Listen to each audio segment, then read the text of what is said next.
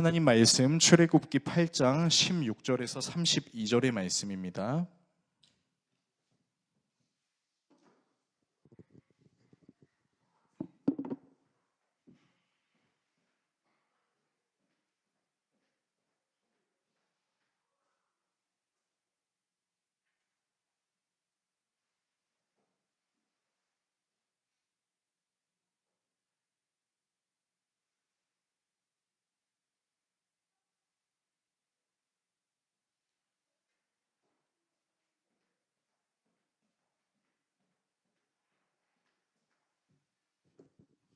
구약성경 87페이지 내지는 88페이지, 조금 더 뒤로 가야겠습니다. 92페이지에서 93페이지 정도 됩니다.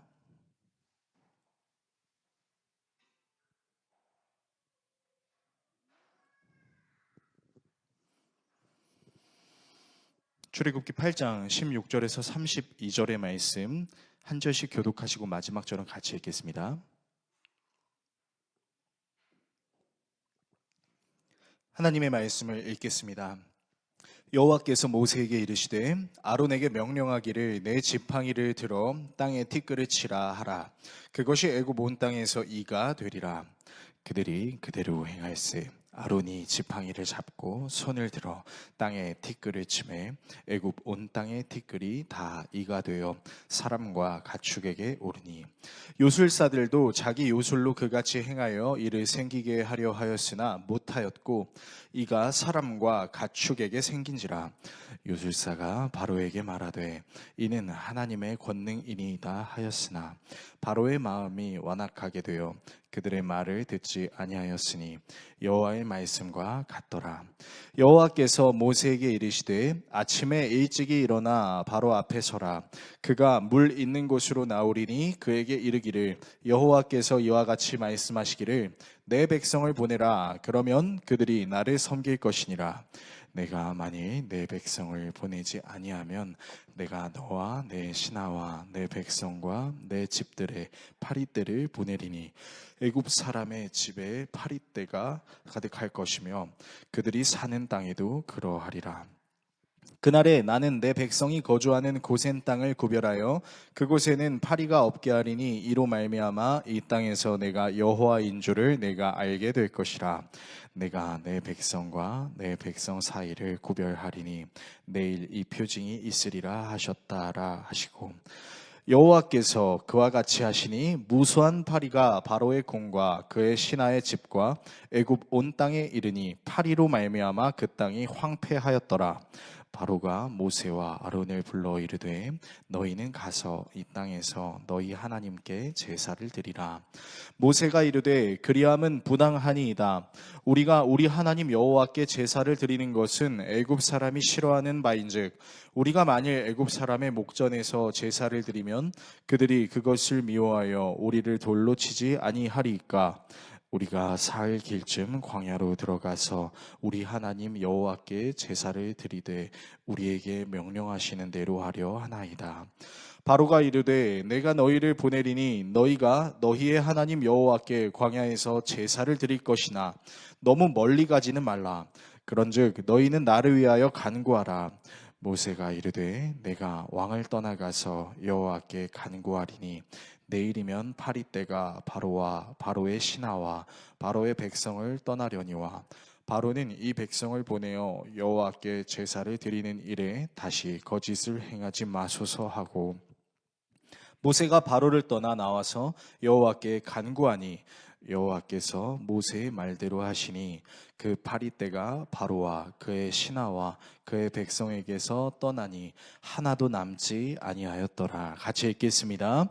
그러나 바로가 이때에도 그의 마음을 완강하게 하여 그 백성을 보내지 아니하였더라. 아멘. 오늘 여러분과 함께 출애굽기 강의 13번째 시간 타협하지 않게 하시는 은혜라는 주제로 하나님의 말씀 나누도록 하겠습니다. 6살짜리 어린 아들을 키우면서 아들이 즐겨보는 유튜브 콘텐츠를 이제 같이 볼 때가 있는데요. 저나 성도님들이나 어렸을 적에 보던 만화에는 한 가지 공통된 주제가 있는데 바로 정의는 승리한다라는 주제입니다. 그러니까 악의 무리와 싸워서 정의를 지켜내는 그 장면이 우리 모두가 어렸을 때 봤던 만화나 지금 세대의 어린 아이들이 보는 만화나 똑같이 그런 주제를 갖고 있습니다. 그래서 이제 그런 유튜브 콘텐츠를 볼 때면 이제 아들도 역시 정의는 승리해라고 이야기합니다. 그런데 이런 아들의 이야기를 들을 때면 왠지 모르게 씁쓸한 느낌이 들 때도 있습니다. 왜냐하면 정의는 반드시 승리하고 우리는 절대로 악의 무리와 타협하지 않겠다라고 이야기했었던 어린 시절이 있었지만 막상 성인이 되어 보니까 이 사회라는 세상에 나가서 씨름을 하다 보니까 적어도 최소한 한 번쯤은 악한 상황이나 사람 앞에 마주했을 때 그것이 너무 힘들고 승리하지 못할 것 같다라는 생각이 들 경우에 나도 모르게 타협을 하게 될 수 있었던 연약함이 드러났던 적이 있었기 때문이죠.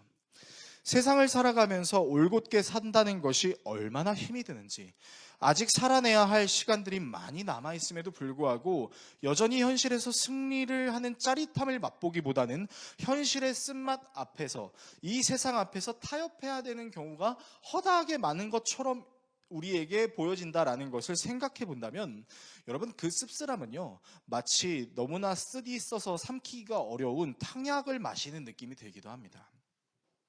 신앙생활도 마찬가지입니다.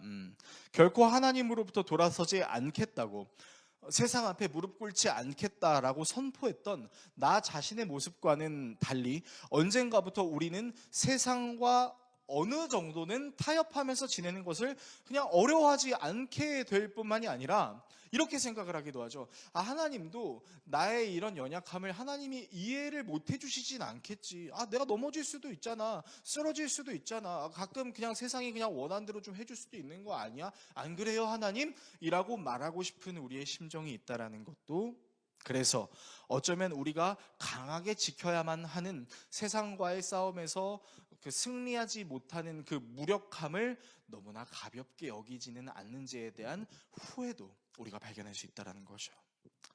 오늘 본문은 그럴 수 있는 우리에게 타협하지 않게 하시는 하나님의 은혜가 무엇인지에 대해서 다루고 있습니다. 오늘도 역시 재앙에 대한 내용이 담겨 있습니다. 바로 이 재앙과 파리 재앙입니다. 이 재앙들 역시 당시 이집트 사람들이 섬기던 신들을 상징하죠. 당시 이집트 사람들에게 땅은 신들의 아버지라는 이미지를 갖고 있었습니다. 그리고 파리의 신 역시 곤충의 신이라는 개념을 갖고 있어서 당시 땅에서 제사를 드리는 그 사람들을 괴롭히는 그 많은 병충해들이나 악한 그 곤충들을 그 악한 곤충들로부터 지켜주는 곤충신이 있다라는 그런 신앙이 있었는데요. 바로 그런 신들 위에 하나님이 계시다는 사실을 여실히 드러내고 있습니다. 그런데 오늘은 이러한 재앙에 대한 고찰보다는 이 재앙에 대해서, 이 재앙을 겪었던 사람들의 반응이 무엇이었는지, 그리고 그 반응이 우리에게 어떤 깨달음을 주고 우리가 무엇을 깨달아야 되는지에 대해서 함께 나누는 시간을 가지려고 합니다. 본문을 통해서 여러분과 다음의 내용을 나누려고 하는데요. 먼저 다른 신과 타협하지 않아도 되는 이유에 대해 살펴보겠습니다. 그리고 그럼에도 불구하고 지속되는 타협의 유혹에 대해 살펴보겠습니다. 마지막으로 타협하지 않을 때 우리에게 주시는 은혜에 대해 살펴보겠습니다. 다른 신과 타협하지 않아도 되는 이유, 그럼에도 불구하고 지속되는 타협의 유혹, 타협하지 않을 때 우리에게 주시는 은혜, 이 세 가지 내용을 함께 나누고 기도하는 시간을 갖도록 하겠습니다. 첫 번째, 다른 신과 타협하지 않아도 되는 이유입니다. 하나님께서 모세를 통해 아론에게 이집트 땅에 지팡이를 내밀어 땅에 먼지를 치라라고 하십니다. 그리고 그렇게 하니까 이집트 온 땅에 있는 먼지가 이로 변화되죠. 그런데 이번에는 이집트에 있는 요술사들이 역시 하나님의 역사를 모방하려고 나일강 물을 피로 변화했던 그 마술을 모방하고, 그리고 개구리 떼가 나타나는 것을 모방했던 그것을 다시 한번 하려고 하는데, 이번에는 전혀 따라하지 못하는 요술사들의 모습을 볼 수 있습니다. 본문 16절에서 19절의 말씀인데요. 화면을 통해서 같이 읽어보겠습니다. 주님께서 모세에게 말씀하셨다. 너는 아론에게 일러 지팡이를 내밀어 땅에 먼지를 치라고 하여라. 그러면 이집트 온 땅에서 먼지가 이로 변할 것이다. 그들이 그대로 하였다. 아론이 지팡이를 잡고서 팔을 내밀어 땅에 먼지를 치니 먼지가 이로 변하여 사람과 짐승들에게 이가 생겼다. 온 이집트 땅의 먼지가 모두 이로 변하였다. 마술사들도 이와 같이 하여 자기들의 술법으로 이가 생기게 하려고 하였으나 그렇게 할 수가 없었다. 이가 사람과 짐승에게 계속하여 번져나갔다. 마술사들이 바로에게 그것은 신의 권능이 아니고서는 할 수 없는 일이라고 말하였다. 자, 여기서 이 재앙에 대한 신학자들의 의견은 상당히 분분합니다. 어떤 이들은 이가 모기와 같은 것이라고 이야기해서 이것들이 사람을 괴롭혔다라고 이야기하기도 하고, 어떤 신학자들은 우리가 알고 있는 그 이다라고 말하기도 합니다. 어느 의견이 정확한지에 대해서는 정확하게는 알 수 없겠지만 분명한 사실은 이라는 것이 나타나서 사람과 짐승들에게 달라붙어서 괴롭겠다라는 것이죠. 자, 이집트에 있던 마술사들도 자기들의 술법으로 하나님의 역사를 똑같이 흉내내려고 했습니다. 그러나 피재앙과 개구리 재앙은 흉내라도 냈지만 이 재앙부터는 이들이 전혀 모방을 하지 못합니다. 그리고 자기들이 이 재앙을 모방할 수 없다라고 깨달은 다음부터 이집트의 마술사들이 신앙 고백을 해요. 어떤 고백을 하냐면 이거는 우리가 도저히 따라할 수 없는 신의 권능입니다 라고 얘기를 하는 거죠. 일종의 신앙 고백처럼 들리는 이 마술사들의 고백을 통해 우리가 알 수 있는 분명한 사실이 있는데요. 바로 여러 신들이 있다 할지라도 오직 하나님만이 하실 수 있는 일이 분명히 있다는 점, 그리고 이 개념은 다른 의미로는 하나님만이 하실 수 있고 하나님만이 가능한 일이 있다라는 것을 의미합니다. 즉 모든 신들 위에서 진정한 신의 모습을 지니고 계신 분은 오직 하나님 한 분이라는 사실이죠. 우리는 이집트 마술사들의 고백을 보면서 우리가 가져야 할 가장 근본적인 신앙의 태도를 발견할 수 있는데, 그것이 무엇이냐면요, 바로 하나님만이 유일한 신이시자 다른 누구도 흉내낼 수 없는 존재라는 사실을 우리가 확실하게 알아야 한다는 것입니다. 여러분, 그래서요 되게 웃긴 게요, 굳이 개신교 신앙을 믿지 않는 사람들도요, 특별히 신의 영역에서 일을 한다고 말하는 그런 사람들도 감히 신의 영역을 건드리려고 하지 않는다는 사실을 혹시 여러분 알고 계신가요? 제가 재밌는 이야기를 하나 들려드리겠습니다. 제가 되게 친밀하게 지내는 한 집사님이 계시는데, 이분이 소시적에는 이제 교회를 다니지 않았을 때는 어디를 많이 다녔었냐면 점집을 많이 다녔었어요. 그래서 이제 점집을 다녀서 이제 내 미래에 무슨 일이 생길지 모르니까 내 자녀가 잘 됐으면 좋겠는데 내 자녀가 잘 되려면 무엇을 해야 되나, 이제 이런 게 궁금하니까 이제 점집에 가서 이제 물어보는 거죠. 아, 제 딸의 미래를 좀 점쳐 주실 수 있으신가요? 앞으로 제 딸이 무엇을 하면 좋을까요? 이렇게 얘기를 하는데, 이제 그 무당이 이제 점을 치다가 이제 막 복채를 흔들다가 화들짝 하고 깜짝 놀랐답니다. 그랬더니 그 집사님한테 이제 이렇게 얘기하는 거예요. 이보시오, 지금 당신은 감히 신이 알려고 해서는 안 되는 영역을 알려고 했다는 걸 아세요? 이러는 거예요. 그러니까 이제 이 집사님이, 에? 아니, 제 딸의 미래를 좀 점쳐달라고 복채를 드렸는데, 그러면 그 복비 값이라도 좀 해주셔야죠. 안 돼요, 이상해요.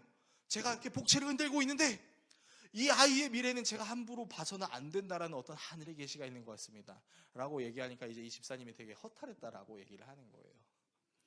근데 나중에 이 집사님이 신앙을 갖게 되고 이제 예수님을 믿게 되기 시작하면서 이제 분명히 깨달은 게 있었대요. 뭐였냐면, 무당도 신의 영역을 침범한다라고 말할 수 있는 사람도 신의 영역을 함부로 알려고 하지 않는다라는 겁니다.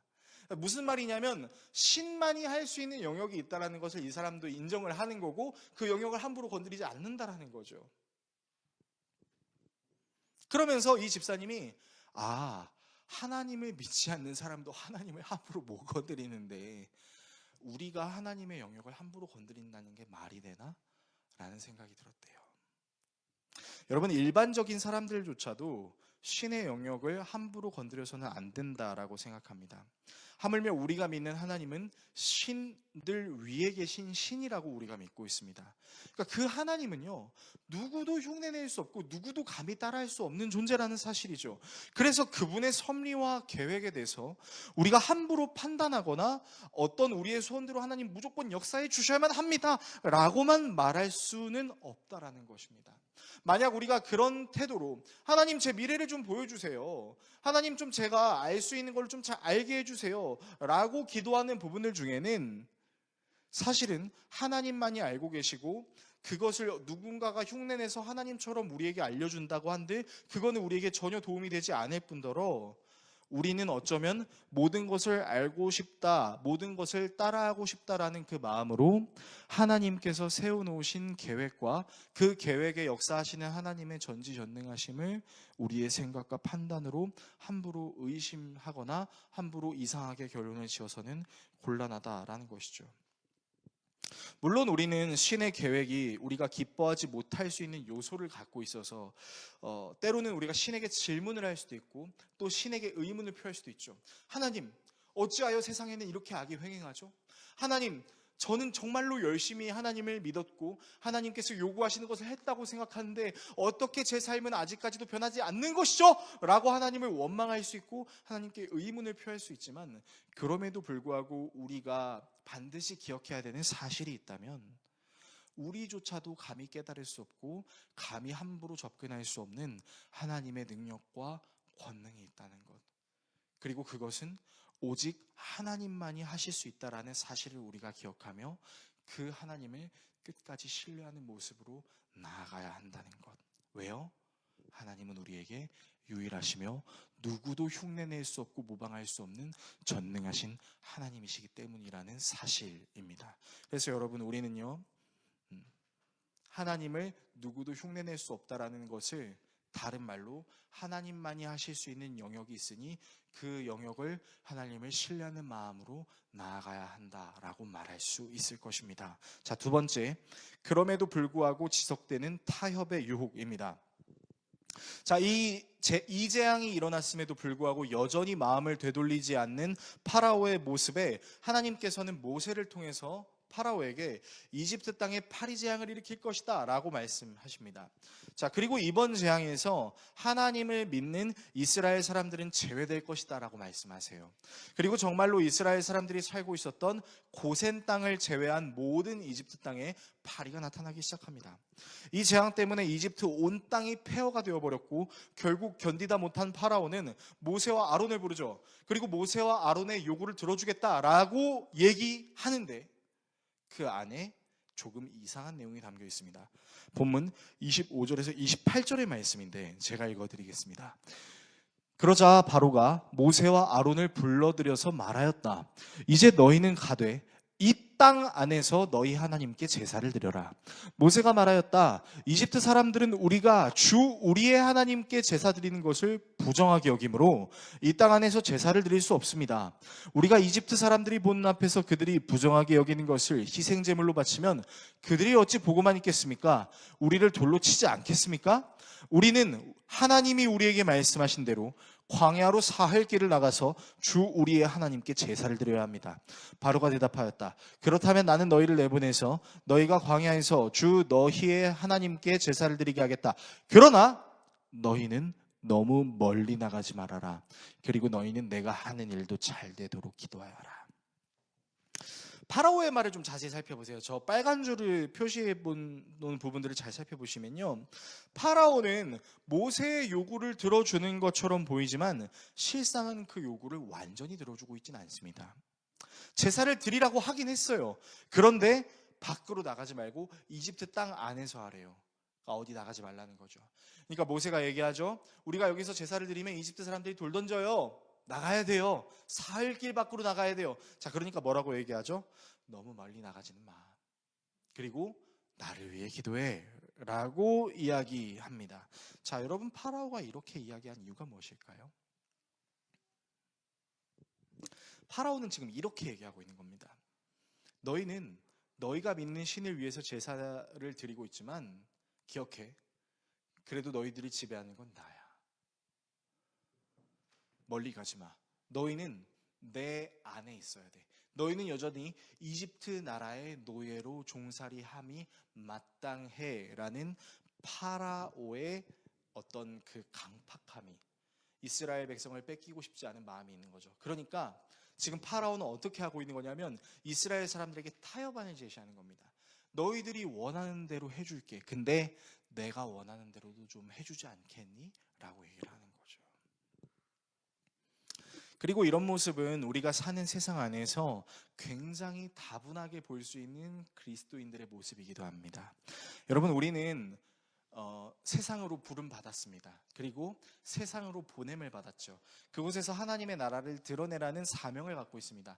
그래서 우리는 세상 밖에 살아야 되는 게 아니라 세상 안에 살아야 되지만 세상 안에 사는 사람들과는 구별된 삶을 살아야 한다는 사명을 갖고 있습니다. 그렇지 않나요? 자, 그런데 너무나도 각박한 현실을 살다 보면요, 때로는 하나님의 말씀을 따르는 것이 너무 어리석게 느껴지는 경우가 있습니다. 그리고 하나님의 말씀을 따르는 것보다는 세상이 내게 요구하는 것을 들어주는 게 좀 더 이득이 아닌가라는 생각이 드는 순간이 있다는 것이죠. 그럴 때면 여러분, 우리의 마음속에 불현듯이 이런 마음이 일어날 때도 있습니다. 어떤 마음이냐면요, 한 번쯤은 하나님께서 굳이 하나님의 말씀을 듣지 않더라도 하나님께서 나의 이런 연약함을 이해해 주시겠지? 하나님은 사랑의 하나님이잖아.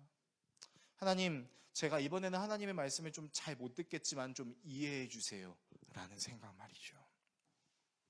그러면서 세상의 방법을 슬며시 따라가기 시작하고 어느 순간 우리 안에 있는 죄의식이 흐려지게 되면 죄책감도 흐려지게 되고, 그렇게 되면 하나님의 말씀을 따르는 것이 굉장히 불편해질 수 있다는 겁니다. 제가 이전에 한번 예시를 들었던 내용인데 다시 한번 좀 얘기하고 싶은 것이, 제가 예전에 청년 사역을 했을 때 있었던 일이었어요. 그때 그 청년이 이제 직장에 취직하기 위해서 이제 열심히 기도를 했고 또 열심히 노력을 해서 좀 괜찮은 회사에 취직을 했습니다. 근데 하필 회사의 어느 부서에 취직을 했었냐면 영업부에 이제 취직을 한 것이죠. 이제 사업을 하시는 분들 혹은 이제 영업을 해보신 분들은 아시겠지만 내가 원치 않는 거래처 사람들을 대접해야 되는 경우가 있습니다. 뭐 가장 이제 대표적인 접대가 이제 술 접대겠죠. 또 거기서 더 나아가면 이제 성접대도 있을 수 있겠죠. 자, 그런데 이 청년이 이제 하나님께 열심히 기도했던 부분이 뭐였냐면, 저는 세상의 방식대로 살지 않고 하나님의 방식대로 살겠습니다 라고 기도해서 취직을 했는데, 그 직장이 세상 사람들의 방식을 굉장히 강요하는 영업부였던 것이죠. 근데 이 청년이 열심히 이제 일을 해서 이제 한 거래처로부터 좋은 거래를 딸 수 있는 기회가 생겼습니다. 그러니까 이 청년이 이제 그 거래처 사장님 접대를 잘하면은 이제 몇십억대 이제 거래를 따낼 수 있는 아주 좋은 찬스가 나온 거죠. 그래서 이제 직장 상사가 얘기하는 겁니다. 청년에게, 야, 가서 접대 잘해. 해달라는 거 다 해줘. 그 사람이 너한테 뭘 요구하든 싫은 소리 하지 말고 그 사람이 만족할 수 있을 때까지 다 해줘라고 얘기를 하는 거죠. 그래서 이제 그 거래처 사장님이 좋은 술집으로 데려가 달라라고 얘기했습니다. 그래서 이제 좋은 술을 시키고, 이제 그 청년은 이제 그 사장님이 이제 술을 권하니까 저는 개인적으로 술을 먹지 않습니다라고 얘기했는데, 이 거래처 사장님이 이제 이렇게 얘기를 한 거죠. 지금 내가 따라주는 이 잔을 먹으면 이 거래 해줄게요. 근데 이제 이 청년의 마음에 얼마나 갈등이 됐겠어요. 근데 첫 번째 접대 자리에서 이제 갑작스러운 일이 생겨서 그 사장님이 떠났습니다. 그리고 이제 두 번째 접대 자리를 이제 기다리고 있는 상황 속에서 이 청년이 이제 주일에 저에게 와서 상담을 하는 거예요. 목사님, 제가 지금 엄청 큰 거래를 맡게 됐는데 사장님이 따라주는 술을 먹으면 제가 다니는 회사가 잘 되고 제 진급에 도움이 된다고 합니다. 목사님, 근데 아시다시피 저는 지금 직장에서 월급을 꼭 타야 하는 그런 상황에 있는 걸 목사님 아시잖아요. 목사님이 저라면 어떻게 하시겠어요? 라고 얘기를 하는 거예요. 너무 어려운 겁니다. 솔직한 인간적인 마음으로는 야, 너 그거 한 잔 먹는다고 주님이 너 버리시지 않아? 라고 말을 하고 싶은데 어떻게 그래요? 하나님의 말씀을 전부라고 생각하는 제가, 그리고 그 청년도 그렇게 살고 싶으니까 저한테 상담을 하는 거잖아요. 근데 그 청년이 너무 어려운 환경에 있고 그 청년이 정말 돈이 필요한 상황에 있는 걸 제가 알고 있으니까 함부로 이렇게 말을 못 하겠는 거예요. 야, 먹지 마. 그냥 그 회사 때려쳐. 하나님이 너 책임져. 라고 함부로 말을 못 하겠는 거예요. 왜요? 저는 그 청년처럼 어려운 상황에는 처해 본 적이 없었거든요. 청년이 그러더라고요. 목사님, 솔직히 그냥 먹어보고 싶다. 그냥 뭐 이게 한 잔 먹는 게 뭐가 그렇게 대수라고, 그냥 이거 한 잔 먹는다고 주님이 나를 버리시지 않을 거라는 생각도 있는데 그냥 먹을까도 생각했는데 도저히 아닌 것 같아서 목사님 어떻게 해야 될까요? 하고 질문을 하는데 제가 한참 동안 대답을 못했어요. 혹시 여러분이 보시기엔 제가 너무 믿음이 없는 사역자 같이 보이십니까? 그런데 여러분, 그 청년은 지금 그 청년의 삶을 저에게 책임져 달라는 차원으로 질문하는 겁니다. 제가 하나님이 아닌데 어떻게 책임을 지겠습니까? 그래서 저는 그냥 그 청년의 두 손을 잡고 그냥 기도했어요. 근데 그냥 기도를 해서는 안 될 것 같아서 그냥 그 청년의 두 손을 잡고 울면서 간절히 기도했습니다. 하나님 도와주세요. 그냥 좀 도와달라고, 그냥 도와달라는 말밖에 안 나오더라고요. 이 청년이 신앙을 잘 지키고 이 청년이 앞으로 어딜 가든 하나님의 나라를 드러낼 수 있는 청년이 될 수 있게 해주세요. 근데 하나님, 제 지혜로는 도저히 이 청년을 만족스럽게 할 수 있는, 말을 할 수 있는 지혜가 없습니다. 하나님만이 도우셔야 됩니다 하고 둘이 막 엉엉 울면서 기도를 했습니다. 그리고 청년에게 하나님이 너와 정말로 함께 하심을 네가 느낄 수 있었으면 좋겠다, 그냥 그렇게 얘기했어요. 그리고 그 청년이 나중에 시간이 흘러서 저에게 다시 왔습니다. 그리고 이렇게 얘기하더군요. 목사님, 저 그 술 안 받았습니다. 그리고 저 퇴사했습니다 라고 얘기를 하더라고요. 근데 너무 미안한 거예요. 그러니까 잘했다라고도 말을 못하겠고 제 입으로 함부로 하나님이 알아서 채워주실 거라고 말을 못하겠는 거예요. 제가 하나님이 아니니까. 그저 기도는 할 수 있지만, 근데 그 청년이 저에게 이렇게 얘기하는 거예요. 목사님, 근데 그때 목사님께서 제 손을 잡아주시고 아무 말도 없이 그저 울면서 기도해 주신 그것이 저에게 너무 큰 도움이 됐어요. 목사님이 정말로 하나님을 의지하는 마음으로 저를 위해서 기도해 주셨기 때문에 하나님께서 이 직장이 아니면 다른 직장으로 저에게 기회를 주실 거라고 전 믿어요. 저를 타협하지 않게 해주신 하나님께 감사합니다. 그렇게 얘기해 주는데요, 얼마나 제가 회개했는지 모릅니다. 왜요? 목사인 저도 함부로 말할 수 없다라는 두려움을 갖고 있었기 때문인 것이죠. 목사로 살아가면서도, 하나님의 말씀을 증거하는 삶을 살면서도, 하나님의 말씀이 능력이 있다라고 선포하는 자리에 있으면서도 세상이 주는 힘이 강력하다라는 것을 느껴서 조아리고 있는 저에게 오히려 그 청년은 제가 다시 하나님 앞으로 나아갈 수 있도록 저를 도와준 믿음의 길라잡이의 역할을 했던 것이죠. 그리고 너무나 놀랍게도 그 청년은 또 하나님께서 예비하신 직장에 들어가서 지금 아주 잘 지내고 있다라는 것입니다. 술접대 이야기를 예로 들긴 했지만 여러분, 우리가 사는 이 세상 속에 얼마나 많은 유혹들이 있는지는 굳이 제가 말씀드리지 않아도 여러분들 다 아실 거라고 생각합니다. 하나님을 마땅히 섬겨야 한다라고 알고 있음에도 불구하고 하나님을 섬기는 길보다 세상의 순리를 따르는 것이 더 편리하고 더 우리에게 보장된 길을 허락해 주는 것만 같은 경우가 정말 많이 있는 것처럼 말이죠. 그리고 정말 세상이 원하는 방식을 따라가서 성공을 거두는 경우가 실제로 존재하기도 하고, 하나님의 방식을 따른 나머지 세상에서 성공하지 못하는 경우도 분명히 존재하기 때문입니다.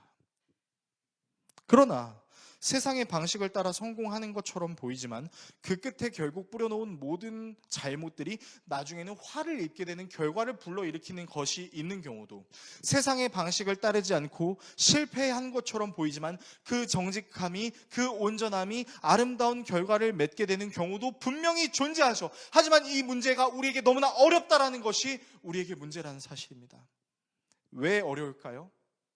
우리가 살고 있는 이 세상은 여전히 이 유혹이, 하나님에 따르면서도 세상과 조금씩 타협하고 싶은 마음이 들 수밖에 없는 그 유혹의 상황이 죽을 때까지 우리에게 있을 것이기 때문입니다. 그렇다면 이러한 세상 속에서 도대체 우리는 어떤 모습으로 어떻게 살아야 할까요? 세 번째, 타협하지 않을 때 주시는 은혜입니다.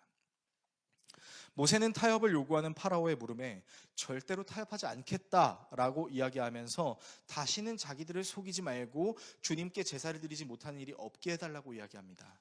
그러나 이런 모세의 말에도 파라오는 아랑곳하지 않고 자기의 마음을 돌이키지 않죠. 자기를 위해서, 자기 백성들을 위해서 기도해준 모세의 태도에 감사함을 느끼며 회개하기는커녕 오히려 그의 마음은 더욱 완고해져만 갔습니다. 그리고 이런 상황은 어쩌면 우리를 굉장히 허무하게 만드는지도 모르겠습니다. 내가 주님의 뜻을 따라 살았는데 내 삶에 변하는 것이 없는 것처럼 여겨지고 내 시간과 물질과 마음과 건강을 정말로 써가면서 하나님을 신뢰했음에도 불구하고 하나님이 상황과 환경을 변화시켜 주시기는커녕 마치 아무것도 하지 않으시는 그런 하나님이 너무나 야속하게 느껴지는 것처럼 말이죠. 그럴 때면 정말이지 내가 신앙생활을 계속하는 게 맞나? 차라리 하나님을 버리고 세상이 만들어 놓은 기준을 따라 사는 것이 더 이득이 아닌가? 라는 생각이 들기도 합니다.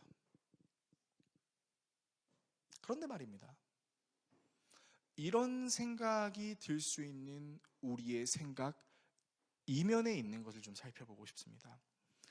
이렇게 타협하지 않으려고 하는 우리의 머릿속에 어쩌면 이런 생각이 있었던 경우는 없으신가요? 내가 이렇게 손해를 보고 절대로 세상과 타협하지 않겠다고 다짐하는 내 신앙 자체에 스스로가 흠뻑 빠져 있는 겁니다. 그래서 하나님을 사랑한다라는 차원으로 행동하면서 사실은 그것이 하나님을 사랑하는 게 아니라 나는 이렇게까지 열심히 신앙생활해 라는 교만함을 드러내는 결과라든가, 혹시는 내가 정말 이런 스탠스를 가지고 손해보고 호구가 돼도 나는 하나님을 따라갈 거야 라고 끝까지 신앙생활을 하면 하나님께서 이런 나를 보고 복을 주시지는 않을까라는 일종의 기복신앙, 기복 논리인 것이죠. 이런 생각이 혹시 우리의 마음속에 있을 수 있진 않을까요? 저는 개인적으로 다니엘의 세 친구가 금신상에 절하라는 왕의 명령을 어기고 풀무불에 들어갔을 때 그들이 과연 무슨 생각을 했을지에 대해서 정말 많은 상상을 해봤습니다. 다니엘서 3장의 내용을 보면은 그들은 이렇게 고백합니다. 하나님이 우리를 구해주실 것입니다. 그러면서 이런 고백도 합니다. 그러나 그렇게 하지 않으실지라도 저는 금신상에게 절하지 않겠습니다 라고 이야기합니다. 아마도 다니엘의 세 친구의 이런 고백에 감히 저의 상상을 더해보자면 이들은 설령 하나님께서 자기들을 풀무불에 던지는 상황을 허용하셨다 할지라도 그 상황이 하나님께서 다니엘의 세 친구를 사랑하지 않으셔서 저주를 내리신다라고 생각하지 않는 믿음이 있었던 것으로 보입니다. 다른 말로 하면 풀무불에 던져지는 상황조차도 은혜가 될 수 있다라는 생각이 그들에게 있었던 것 같습니다.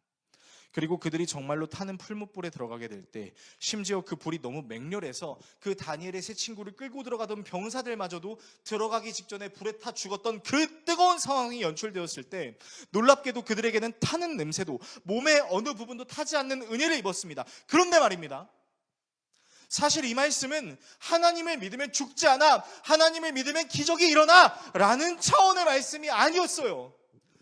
이 세 친구의 풀무불의 장면에는 아주 기가 막힌 한 장면이 있습니다. 다니엘 3장 24절에서 25절은 이렇게 이야기하고 있습니다. 그때 느부갓네살 왕이 놀라서 급히 일어나 모사들에게 물었다. 우리가 묶어서 화덕불 속에 던진 사람은 셋이 아니더냐? 이들이 왕에게 대답하였다. 그러합니다 임금님. 왕이 말을 이었다. 보아라, 내가 보기에는 네 사람이다. 모두 결박이 풀린 채로 화덕 안에 걷고 있고 그들에게 아무런 상처도 없다. 더욱이 넷째 사람의 모습은 신의 아들과 같다. 여러분, 느부갓네살은 하나님을 믿지 않았습니다. 그리고 그는 자기를 신처럼 여기는 사람이었죠. 그래서 자기를 신처럼 여기라는 그 우상 숭배를 강요했고 다니엘의 세 친구는 그걸 따르지 않아서 3명만 풀무불에 들어갔어요. 근데 느부갓네살이 보았어요. 누구를요? 네 번째 사람을 보았다는 것이죠. 마치 그 모습이 신의 아들 같다라는 것이죠. 이것이 우리에게 주는 커다란 인사이트가 있습니다. 무엇인지 아십니까? 바로 하나님의 말씀이 전혀 능력이 없어 보이는 지옥과 같은 환경 속에서도 하나님을 모르는 사람조차도 하나님을 알아볼 수 있을 정도로 하나님은 역사하실 수 있다는 겁니다. 그리고 이런 지옥과 같은 환경을 직접 몸으로 겪으신 분이 계십니다. 그분은 온몸이 찢어지는 고통을 겪으시며 마치 지옥불에 타는 듯한 고통을 당하셨죠. 그분은 모든 고통을 겪지 않으셔야 하는 분이심에도 불구하고 우리를 구원하시기 위해 위대한 아버지 하나님의 계획에 순응하기 위해, 누구도 흉내낼 수 없는 오직 하나님만이 하실 수 있는 그 계획에 순응하기 위해 자신이 친히 지옥불과도 같은 이 세상에 임재하셨습니다. 그리고 죽으신 지 사흘 만에 부활하심으로 그분이 제자들에게 하셨던 마지막 말씀이 이것이었어요.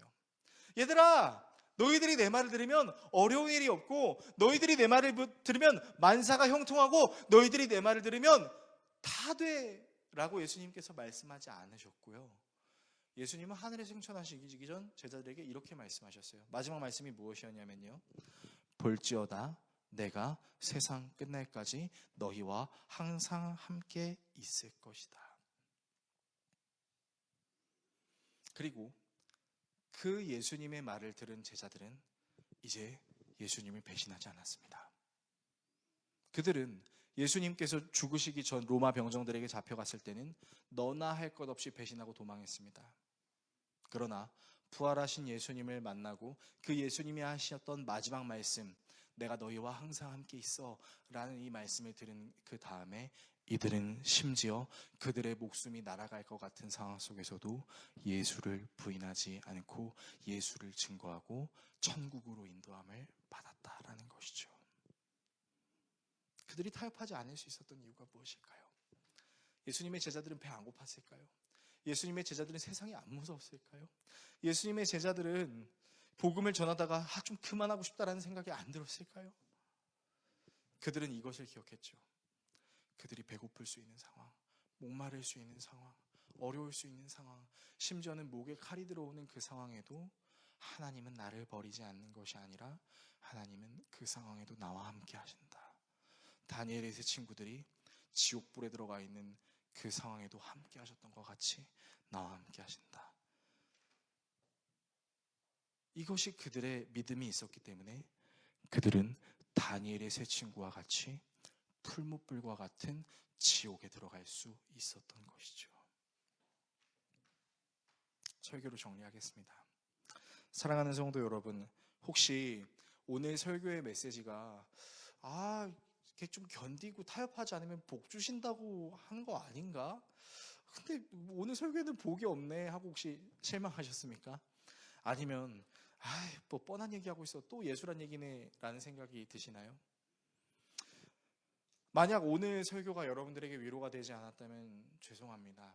그런데 오늘 설교는요, 우리에게 위로를 하시는 하나님이라기보다는 우리를 앞으로 나아가게 하시는 하나님의 말씀이라는 생각이 정말 강하게 들었습니다.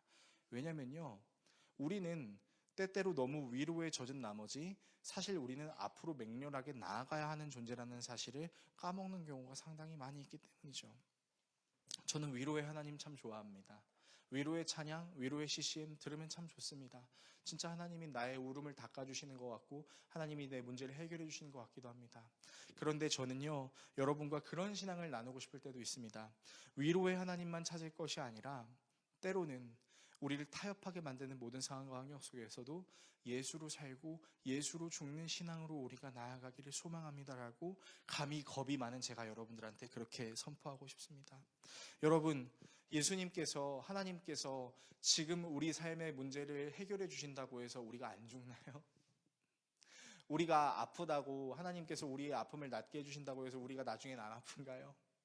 우리가 돈의 문제를 겪고 있다고 해서 하나님께 그 기도를 드려서 하나님께서 그 문제를 해결해 주신다고 한들 다음에는 돈의 문제가 안 생길까요? 우리는 시간이 흐르다 보면 똑같은 물질의 문제, 똑같은 건강의 문제, 똑같은 관계의 문제, 똑같은 보이지 않는 미래의 문제에 항상 힘겨워할 것입니다. 그리고 그것을 위로해 주시는 하나님을 간절히 원할 때도 있습니다. 그런데 하나님께서는 그런 우리에게 위로라는 열심과 더불어 요구하시는 것이 있습니다. 잊지 말라는 거예요. 뭘요? 하나님이 우리와 함께 하신다는 걸 잊지 말라는 것입니다. 너희들에게 설령 돈이 생기는 역사가 없더라도, 너희들에게 설령 그 건강이 잃어버리는 상황이 있다 할지라도, 너희들이 설령 타협하게 만드는, 그냥 세상에도 발 한 번 담그고 하나님께도 발 한 번 담그고 두 발로 그냥 적절하게 이 세상을 살았으면 좋겠다라고 생각할 수 있는 그 타협의 환경 속에서도 타협하지 말고 내가 있다라는 사실을 믿고 나아가면 안 되겠니라고 말씀하시는 그 하나님의 말씀에 순응하시기를 원하시는 때도 있다라는 것이죠. 그리고 성경에 기록된 모든 인물들은 결국 타협하지 않고 그 길을 다 걸었다라는 것을 우리는 잘 알고 있는 것처럼 말입니다.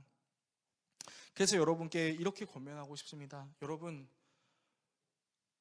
저는 여러분에게 위로의 메시지를 증거하고 싶지만 하나님께서 저에게 가끔 주시는 메시지는 그 위로와 더불어 이 세상에서 타협하지 말고 앞을 보고 나아가라는 하나님의 말씀을 여러분들에게 증거하고 싶습니다. 여러분, 힘들 때일수록 더 앞으로 나아가십시오. 우리가 무릎을 꿇는 것은 추진력을 얻기 위함이라는 말이 있는 거 아닙니까? 우리가 무릎을 꿇는 것은 하나님께 기도하는 시간을 마련하는 것이고, 무릎을 꿇고 기도하고 일어서서는 어디로 나가라는 것이죠? 바로 하나님의 나라가 확장되고 있는 이 세상 속으로 우리가 담대하게 나가라는 것입니다. 그렇다면 우리에게 필요한 것은 두 마음을 품지 않는 것입니다. 타협하지 않는 것이죠. 가늠하지 말라는 말은 두 남편을, 두 아내를 섬기지 말라는 말과 같습니다. 이것은 지극히 성경적인 말입니다. 어떤 말이죠? 하나님만을 섬기라는 말과 동일합니다. 우리의 신랑이신 예수 그리스도 한 분만을 섬기는 거죠. 우리가 다른 신랑을 찾는 것이 아니라 우리의 유일한 신랑 되신 그 예수님 한 분만을 의지하며 그분이 나를 책임지신다는 것을 믿는 믿음으로 굴하지 않고 타협하지 않고 나아가는 겁니다. 신랑이 다시 오실 그날을 기다리며 기름을 늘 준비했었던 그 여인들과 같이 우리에게 준비되어야 될 부분은 바로 타협하지 않는 것입니다. 여러분, 이 타협하지 않는 마음을 갖게 하시는 예수 그리스도께로 나아가십시다. 타협하지 말자, 이제 타협하지 말고 나아가야지 라고 생각하는 우리의 의지로는 꺾이기 마련입니다.